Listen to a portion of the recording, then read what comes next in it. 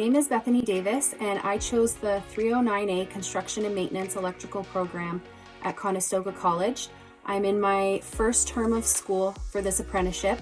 I chose it because I learned by working with my hands, and I like that I can continue to make money while I'm working.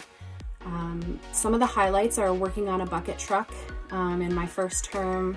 It was unexpected, but it was so fun. Also learning about how electricity works, the theory, and how to use the code book has been something that's been really fun. I'm on track to reach my goal to write my certificate of qualification by 2023, and then from there I'll become a journeyman electrician and just continue to work.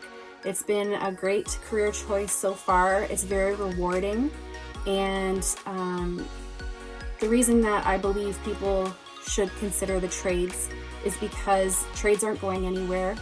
We're always going to be building and innovating, and there's always going to be a demand for the trades. Not only a demand, but at the end of the workday, you're really happy and proud of what you've accomplished.